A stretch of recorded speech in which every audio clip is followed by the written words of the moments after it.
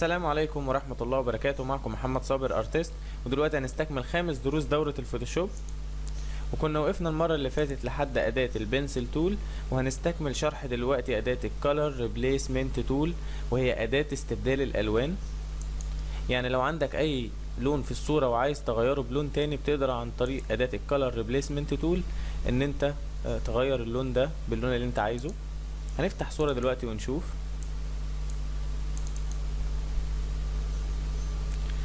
قدامنا الصورة دي، وليكن احنا عايزين نغير الوان التيشيرتات اللي موجودة قدامنا. عندك تحت ده الفور جراوند كولر اللي هو اللون الامامي، وده الباك جراوند كولر اللي هو اللون الخلفي. لو عايز تبدلهم بتدوس هنا او عن طريق حرف الاكس في الكيبورد.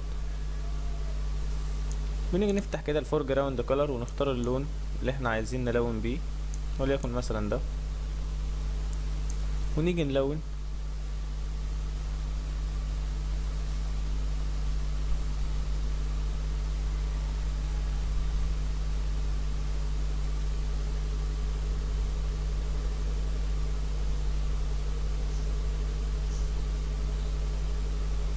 طبعا أداة الكالر ريبليسمنت تول هي أداة سهلة وكويسة ومفيدة، بنقدر نستخدمها واحنا شغالين كتير.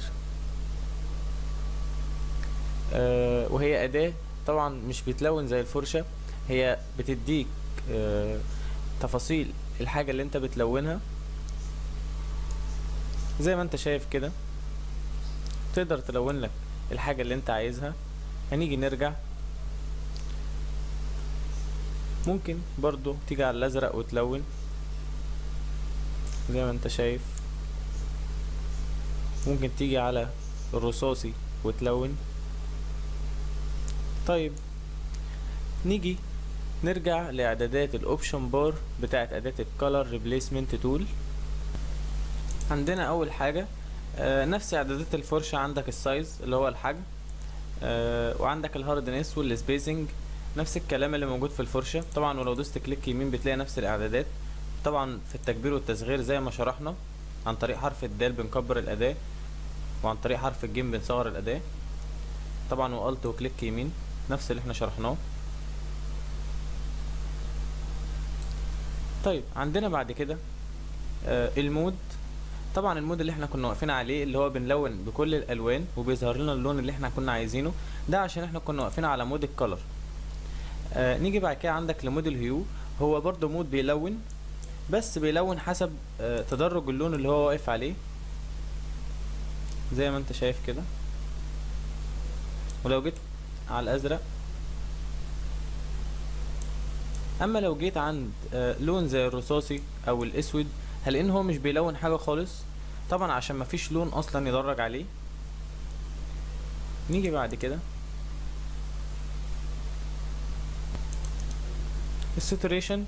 والساتوريشن هو الاشباع، بيشبع اللون اللي انا بلونه بدرجة اللون اللي انا واقف عليه. يعني اللون اللي انا واقف عليه ده قريب من الاحمر، هو بيشبع اللون اللي انا بلونه بالاحمر، بيظهر بالشكل اللي انت شايفه ده. لو جيت عند اللبني نخليه كده.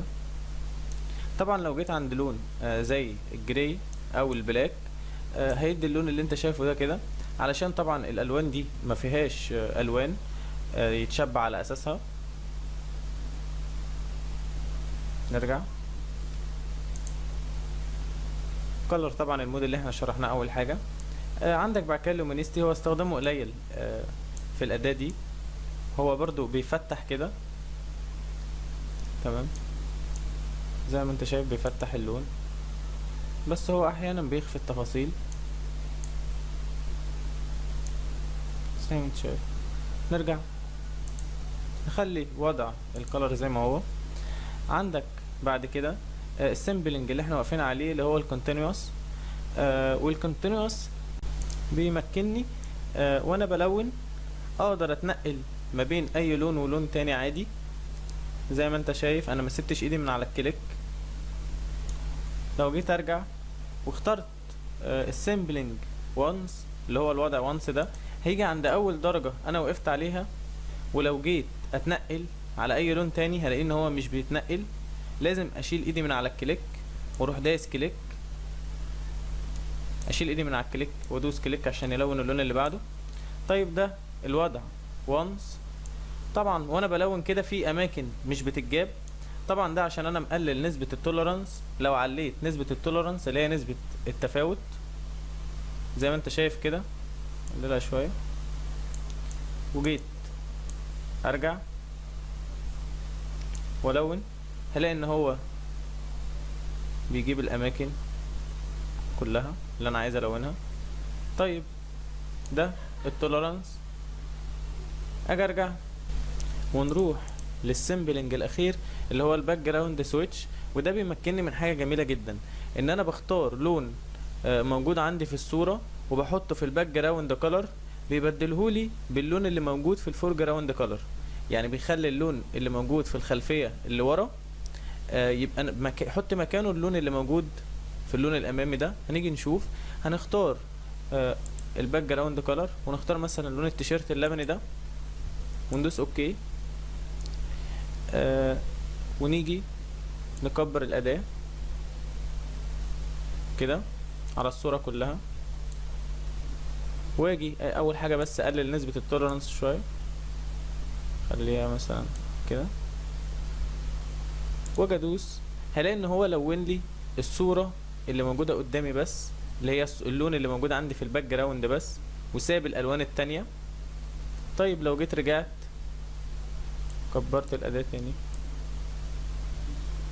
زي ما انت شايف كده، وجيت اخترت في الباك جراوند كلر اللون ده ودوست كده وجيت الون، هلاقي ان هو لون لي اللون ده بس وملونش الالوان التانية زي ما انت شايف كده.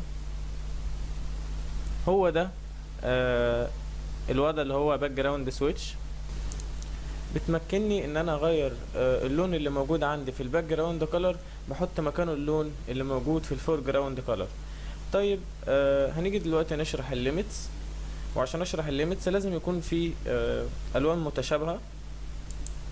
طيب احنا هنختار الصورة دي مثلا،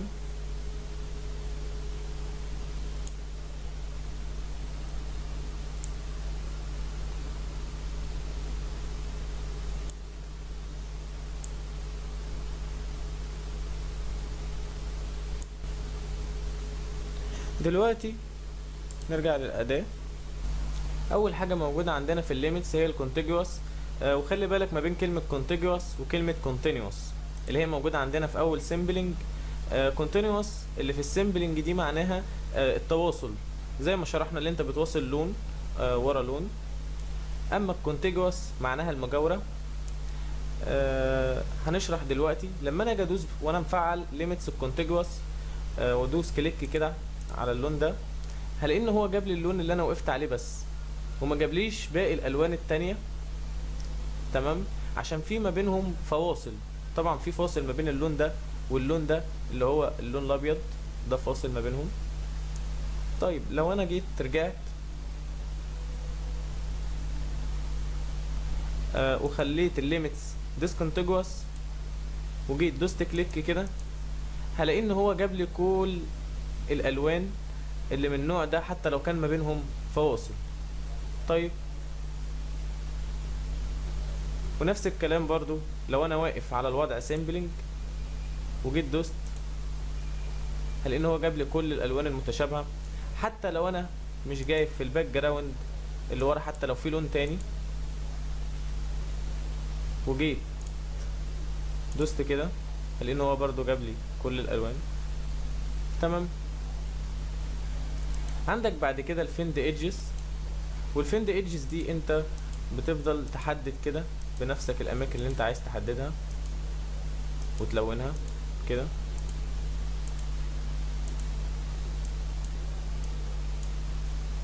طيب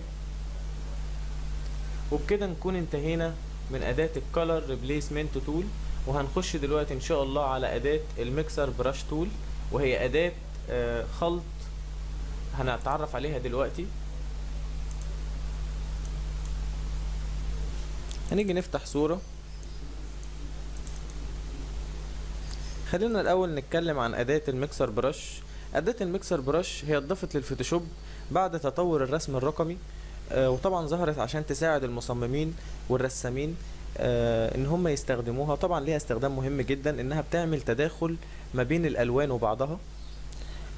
وبرضه بنقدر نستخدمها ان احنا ممكن نحول صورة عادية لصورة اكنها مرسومة بالوان زيت، وهنتعرف على ده دلوقتي وهناخده كمثال واحنا بنشرح الميكسر براش. طبعا عندك فوق ليها نفس اعدادات الفرشة، السايز والهاردنس، وعندك مجموعة فرش بتختار ما بينهم. واحنا بنشرح دلوقتي انا هختار اداة عشان نشرح عليها. ودلوقتي هنعمل زوم للصورة عشان يبان التفاصيل معانا.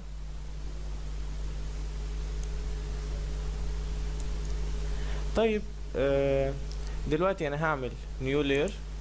لو جيت اضيف اي حاجة هلاقي ان مفيش اي حاجة بتتغير. لازم افعل فوق سيمبل اول لايرز.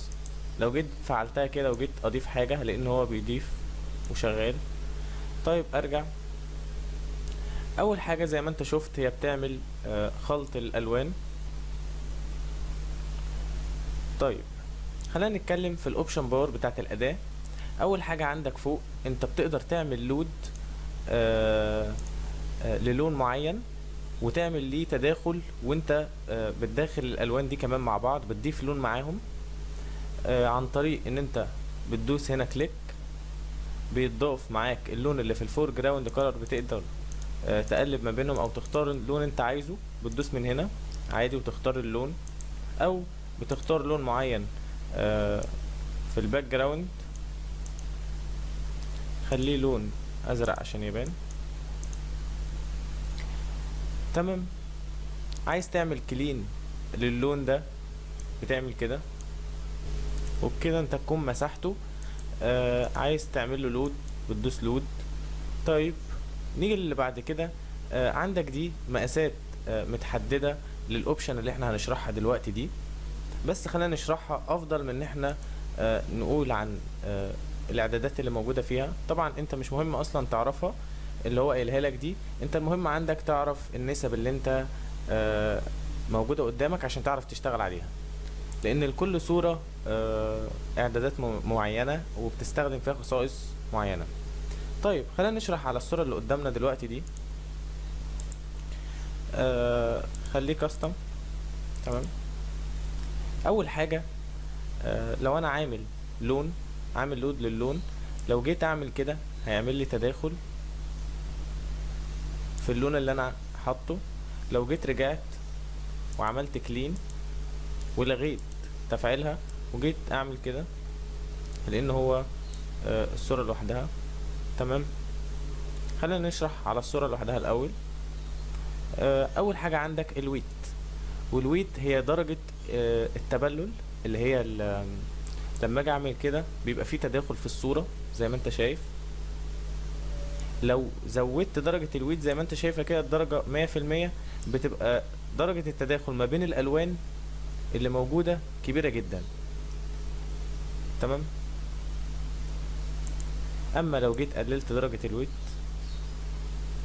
خليتها كده هلاقي ان مفيش تداخل بيحصل ما بين البكسلات. ارجع. لو خليتها صفر هلاقي ان الميكس من هنا اختفى، طبعا لان مفيش لون يخلطه، والميكس ده درجة خلط الالوان وهو ليه علاقة بالويت، الاتنين مرتبطين ببعض. يعني انا دلوقتي اخلي درجة الويت مثلا 50. لو عليت نسبة الميكس هيدخل لي الالوان اكتر. تمام. وعشان نشرح لود لازم نحمل لون. هنعمل لود براش ونفعل هنا. طيب درجة الميكس بتأثر على اللود ازاي؟ دلوقتي لو درجة الميكس 100 وجيت اعمل كده هلاقي ان اللون اللي انا حملته مش ظاهر خالص، مش موجود اصلا. طيب لو جيت قللت درجة الميكس شوية خليتها مثلا 65 وجيت اعمل كده هلاقي ان اللون بدأ يظهر شوية. طيب لو جيت خليت الميكس صفر وجيت عملت كده، هلاقي ان اللون ظهر جدا. ليه؟ لان انا قللت درجة الخلط ما بين الالوان، وبالتالي اللون اللي انا عامل له لود ظهر بشكل كبير. طيب دلوقتي انا لو خليت اللود 7% مثلا، انا لو جيت اعمل كده هو حمل 7% بس، لما هتيجي تعمل في باقي الصورة مش هتلاقيه حمل لك لون خالص. زي ما انت شايف كده، حمل في الاول 7% لود، وجي الباقي عمله بالشكل اللي انت شايفه ده. هاجي ادوس كليك، هلاقي ان هو بيسحب، وبعد شوية ما بيخلطش اللون زي ما انت شايف. هنيجي نرجع، ده اللود زي ما احنا فهمنا، وده الميكس خلط اللون.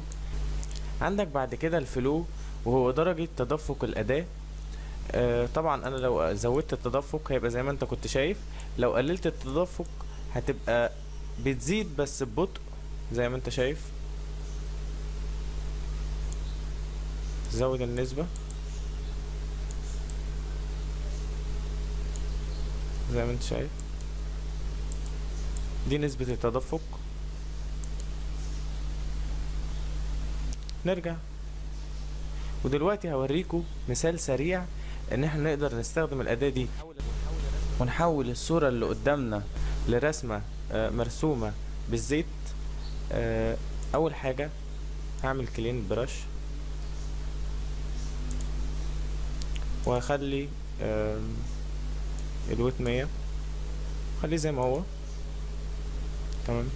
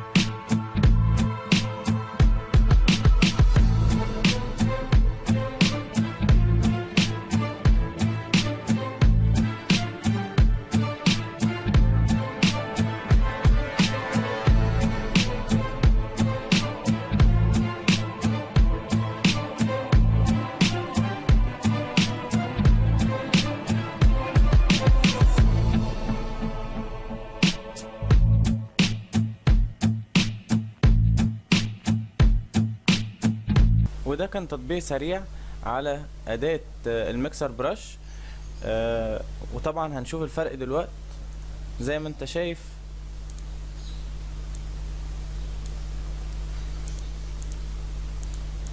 اكيد انت ملاحظ الفرق.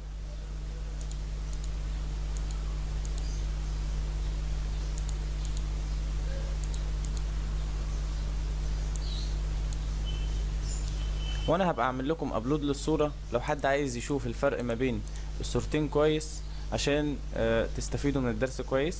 ويا رب تكونوا بتستفيدوا معايا وانتوا ماشيين معايا في الشرح. هنكمل بعد كده، احنا خلاص خلصنا الميكسر براش تول. هنيجي بعد كده نخش على اداة الكلون ستامب تول. هنقفل الصورة دي. طبعا اداة الكلون ستامب هي شبه اداة الهيلينج براش تول، وهي اداة سهلة ومهمة جدا، وبنقدر نستخدمها في ان احنا ممكن نخفي اي جزء من الصورة، او ممكن نضيف جزء معين للصورة. وهنتعرف على ده دلوقتي. هنفتح صورة قدامنا، صورة زي دي مثلا، وعايزين نشيل الراجل ده من الصورة. هنيجي عند اداة الكلون ستامب. طبعا لو جيت دوست كده كليك، هلاقي ان هو ظهر لي الرسالة دي، معناها ان هو انت لازم تستخدم الالت قبل ما تستخدم الاداة. هنيجي كده نعمل زوم. هدوس الت على السما، اكبر الاداة شوية عشان تبان. هدوس الت كده على السما، هلاقي لما اجي امشي كده هبص جوه البرش، هلاقي ان خد جزء من الصورة دي وممكن ينقلها لي في اي مكان. طيب انا لو جيت هنا عند الايد وسبت او مشيت شوية، لما باجي اتحرك كده في علامة زائد جنب الدايرة بعيد عنها بشوية، لما باجي اتحرك كده هو بيقول لي المكان اللي هو بينسخ زيه فين. طيب بخلي بالي بقى لو انا نزلت مثلا على جزء زي الجسم كده، هو بيجيب لي في علامة الزائد ان انا نازل عليه. طبعا ده بيمنعني من الاخطاء، المفروض ان انا اخد بالي ان الزائد نازل فين. لو جيت رجعت كده ودوست هنا الت كده وجيت عملت نسخ، ابعد شوية عن الشكل وادوس الت،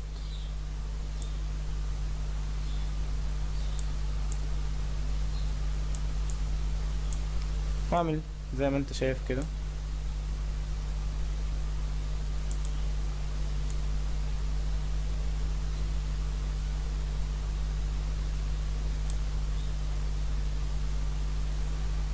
وادوس الت هنا،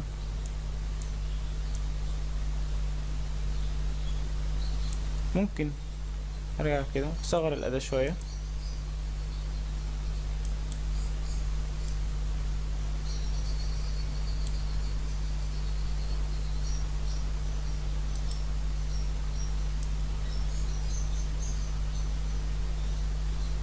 طيب انا جيت هنا عايز اجيب المكان اللي هو في البحر، باجي هنا واقف وادوس الت، خلاص انا كده خدت المكان. ممكن اجي هنا وادوس كليك وهنا وادوس كليك كليك وهكذا. تمام، انا كده عملت حدود البحر. اجي بقى هنا صغر الاداة وادوس الت،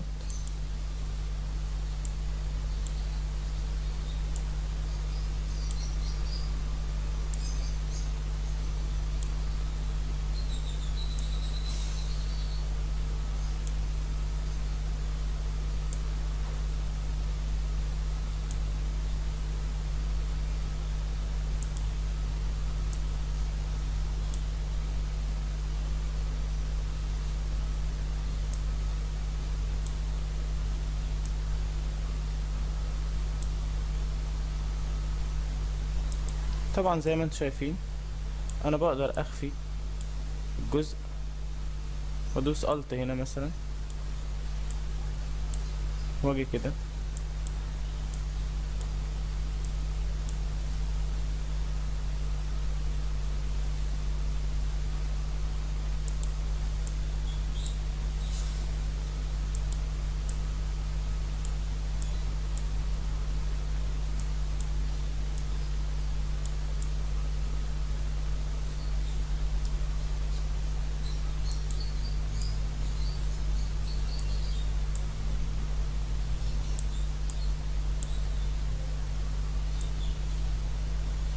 زي ما انت شايف كده.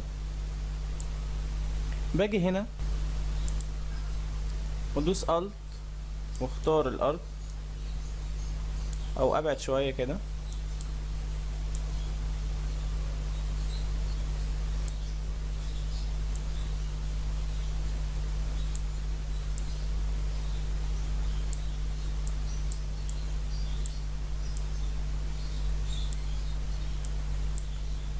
زي ما انت شايف أداة سهلة وبتقدر تستخدمها ببساطة وبتحذف المكان اللي انت عايزه.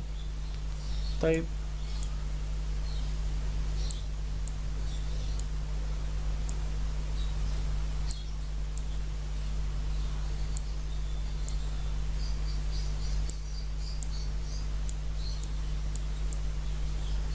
طيب زي ما انت شايف كده الشخص اللي كان موجود في الصورة اختفى. لو نيجي نرجع كده بالهيستوري، الشخص اهو وخفيناه من الصورة. طيب دي أداة الكلون ستيمب تول، بتقدر تشيلك أي جزء من الصورة انت عايزه. طيب خلينا نتكلم بقى عن الاوبشن بار بتاعة الاداة. نيجي فوق، طبعا ليها نفس اعدادات الفرشة، السايز والهاردنس، وليها مجموعة فرش بتستخدمها، وليها نفس الاعدادات اللي موجودة في البرش، زي الشيب داينامكس والسكيترينج. تمام. نيجي بعد كده عندك الكلون سورس. لما بدوس هنا بتظهر لي شريط على اليمين هنا كلون سورس، وبنقدر نجيبها بطريقة تانية عن طريق ويندو، ونختار كلون سورس من هنا. طيب خلينا نرجع بالصورة.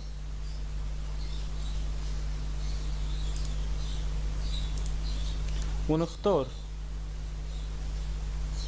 من فيو الكلون سورس. طبعا اول حاجة بيقولها لك الكلون سورس، وقايل لك 00 جي بي جي، يعني قايل لك اسم الصورة اللي انت واقف عليها اللي هي 00 جي بي جي. طيب اللي احنا واقفين عليه دي اول صورة، كلون الاول. باقي الكلونات اللي موجودة دي لو جيت وقفت على اي كلون هتلاقيه بيقول لك not is used not is used not is used. ده معناه ان انت مش مستخدم الكلون اللي موجودة التانية.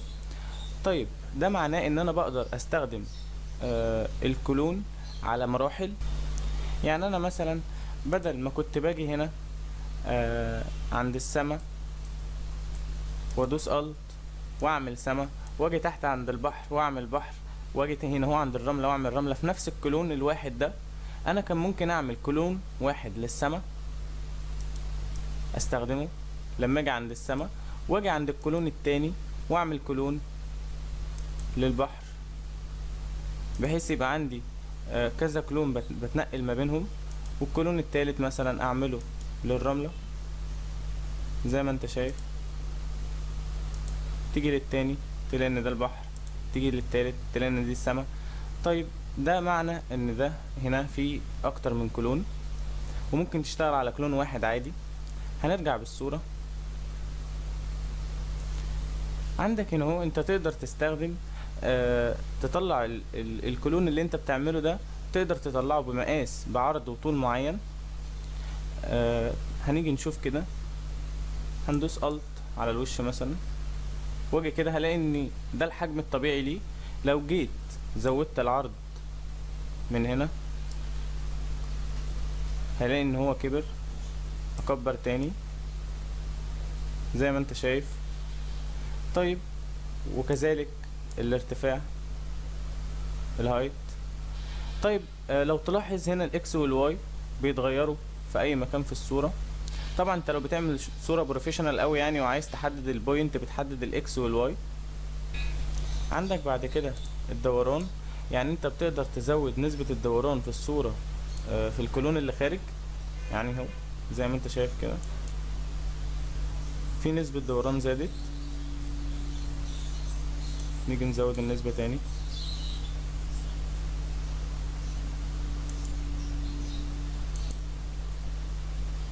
زي ما انت شايف نسبة الدوران اختلفت. عايز ترجع من الدوس هنا ريست ترانسفورم، بيرجع لك كل الاعدادات تاني. طيب اللي عندك بعد كده فريم اوفست، دي ليها علاقة بالانيميشن فيديو، طبعا انت مش مطالب تعرفها خالص. عندك بعد كده الشو اوفرلاي. شو اوفرلاي دي هو انت بتشوف الشكل جوه الدايرة دي. لو شلت الشو اوفرلاي هتلاقي ان الشكل مش موجود، مش بتقدر تشوف الكلون بتاعك لما يخرج هيبقى شكله عامل ازاي. طبعا بنعمل شو اوفرلاي، بتقدر تقلل الاوبست بتاعها، درجة الشفافية بتاعتها تبقى شفافة. ممكن تشف تاني تبقى كده، خليها 100% تبقى واضحة. ممكن تشوفها باشكال مختلفة. النورمال اللي انت شايفه ده الشكل الطبيعي بتاعها. ممكن تشوفها داركن غامقة شوية، بس لما بتيجي تحط الكلون بيبقى الكلون هو زي ما هو. ممكن تشوفها لايتن مضيئة شوية، برضه لما بتيجي تحطها بتبقى هي. عندك بعد كده الديفرنس، بتشوفها في شكل مختلف زي ما انت شايف. نيجي نرجع ونخلي الوضع نورمال. عندك هنا الكليب دي معناها ان انت لما بتدوس الت على جزء معين وبتيجي تمشي، بتلاقي ان الجزء ده مقصوص جوه الدايره، هو ده الكليب. لو جيت لغيت الكليب وجيت تتحرك، هتلاقي ان هو بيعمل لك فيو على الصوره، وانت مثلا المكان اللي انت دوست عليه الت عايز تحطه هنا، بتدوس كليك تحطه هنا وتدوس كليك، وتيجي ترجع للكليب وتشوف اللي انت عملته. بس طبعا الكليب اسهل بكتير. هنيجي نرجع، عندك بعد كده الاوتو هايد بيخفي لك الشكل اللي انت بترسمه وانت بترسم. عندك بعد كده الانفيرت ده زيه زي الديفرنس، بيعمل لك فيو كده، بس لما بتيجي تحط الكلون بيطلع لك الكلون زي ما هو، مجرد فيو بس كده. نرجع،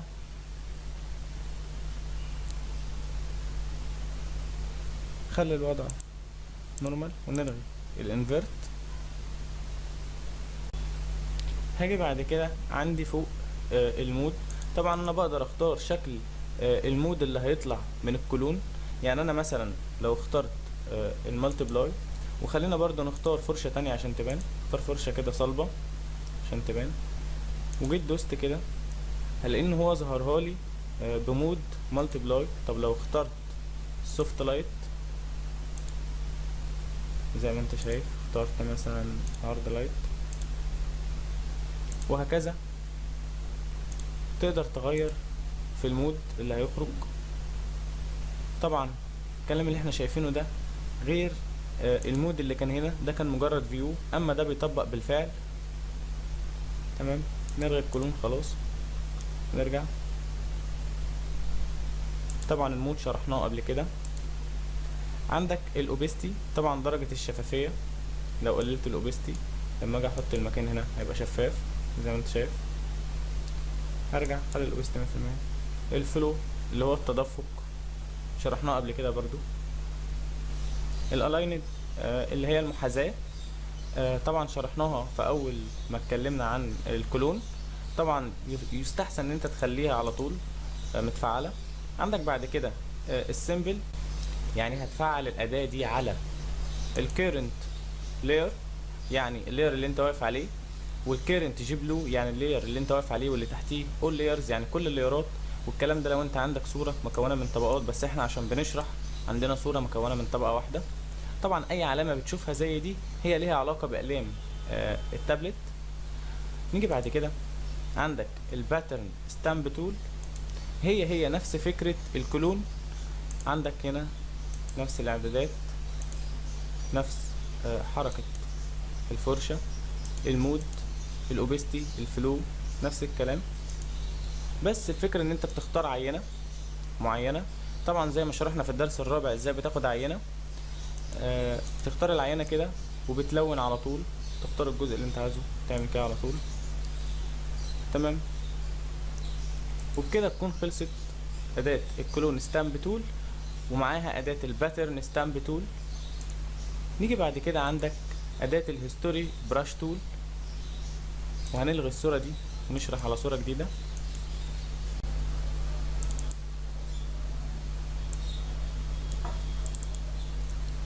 طبعا اداة زي هيستوري براش تول وارت هيستوري براش تول هما اداتين سهلين جدا، بس لازم تكون عارف الهيستوري.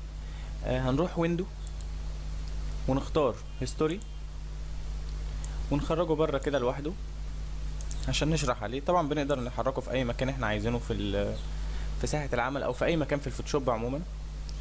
طيب احنا هنحطه هنا دلوقتي. الهيستوري ده مكان بيسجل كل حاجة انت بتعملها في الفوتوشوب. يعني انا لو جيت دوست نيو لاير ونيو لاير ودبليكيت لللاير، نسخته مرة تانية، هلاقي ان كل حاجة بيسجلها لي في الهيستوري. طيب انا اقدر امسح اي حاجة انا عملتها عن طريق ان انا بدوس ديليت هنا وادوس يس. اي حاجة عملتها في الهيستوري بمسحها. طيب اللي عندي فوق ده اسمه سناب شوت اللي هو اللقطة. بقدر اضيف سناب شوت تاني. طبعا وليكن انا عملت تغييرات على صورة وعايز اضيف سناب شوت للمكان ما انا وقفت، بضيفه هنا فوق. اللي عندك بعد دي، انت لما بتدوس على العلامة دي من المكان ما انت واقف بتنقلك في فايل جديد بالصورة اللي انت عليها. هندوس كده ونشوف. زي ما انت شايف نقلتني في فايل جديد سميته نيو لاير، وبقى فيه الصورة مكان ما انا واقف. تمام. نيجي نرجع. طبعا عايز تلغي السناب شوت بتدوس ديليت. يس. زيه زي اي حاجة انت عملتها على الفوتوشوب وعايز تمسحها. تمام. وبكده نفهم ان الهيستوري بيسجل لنا اي حاجة بنعملها على الفوتوشوب. اما اداة الهيستوري براش تول ممكن ترجع لك بجزء معين من الهيستوري او بحاجة انت عملتها في الهيستوري، وهنشوف ده دلوقتي. زي ما اتعودنا عايزين نقلب الصورة اللي قدامنا ابيض واسود، هندوس كنترول شيفت يو، او بنروح ايمج ادجستمنتس وبنختار ديستورت. طيب انا دلوقتي عملت ديستورت اتسجل عندي هنا في الهيستوري. تمام. لو عايز ارجع بجزء معين من الصورة القديمة بس بأداة الهيستوري براش تول، بختار الأداة كده، وطبعا هي ليها نفس إعدادات الفرشة. ممكن أكبر شوية الأداة واجي أعمل كده، هلاقي إن هو بيرجع لي جزء معين من الصورة الأصلية اللي أنا بختاره بالفرشة. انا ممكن اختار العربية بس وخليها هي اللي حمراء وباقي الصورة تبقى ابيض واسود. ده مجرد مثال عشان تفهم بيه الاداة تستعمل ازاي. زي ما انت شايف كده خليت العربية بس هي اللي لونها احمر، اما باقي الصورة هو ابيض واسود لان انا محددتوش، ولو جيت حددته من هنا هيظهر. طيب نرجع لحاجة تانية. انا لو جيت واخترت هنا اداة الهيستوري تبقى بدايتها من هنا، هيجيب لي من اول الديستورت. فلو جيت اغير في الصورة هلاقي ان هو مش بيغير حاجة. تمام. ليه؟ لان انا واقف عند الديستورت ما غيرش حاجة. طيب انا لو جيت هنا واستخدمت اداة مثلا زي الباتش تول، وجيت مثلا حاولت اخفي ده كده،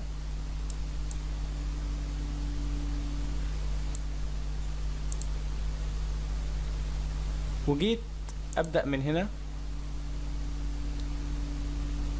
واجيب اداة الهيستوري براش تول واجي الون الجزء ده، هلاقي ان هو رجع لي بالجزء ده في الهيستوري للمكان اللي انا كنت واقف فيه باداة الهيستوري براش تول.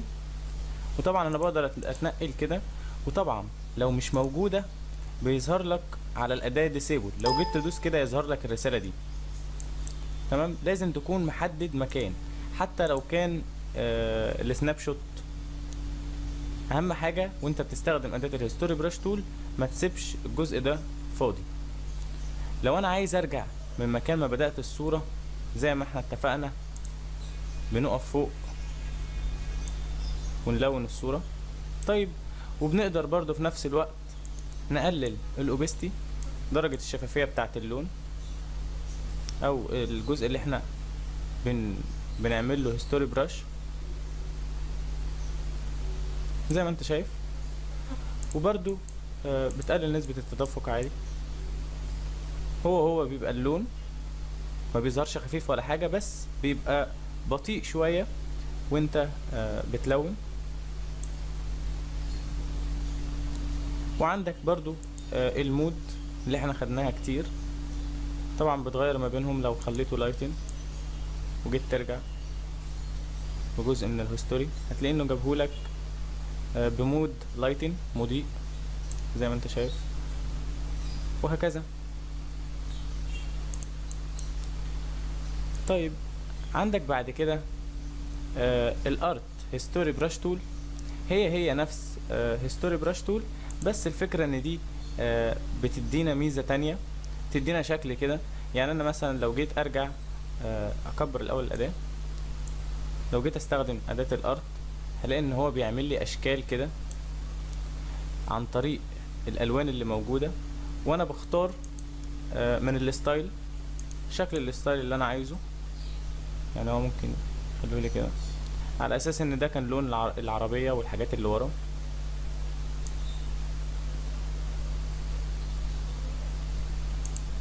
في هنا ستايلات بتختار ما بينها. عندك الاريا، المنطقة اللي انت بتعمل عليها ارت ستوري براش. لو قللت الاريا بتقل المنطقة.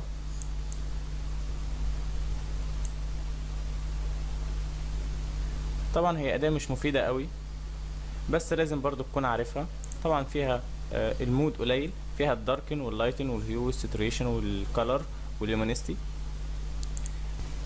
عندنا بعد كده التولرانس اللي هو نسبة التفاوت ما بين الالوان، وطبعا خدناه قبل كده. وبكده نكون انتهينا من 5 دروس دورة الفوتوشوب. كان معكم محمد صابر ارتست. شكرا والسلام عليكم ورحمة الله وبركاته.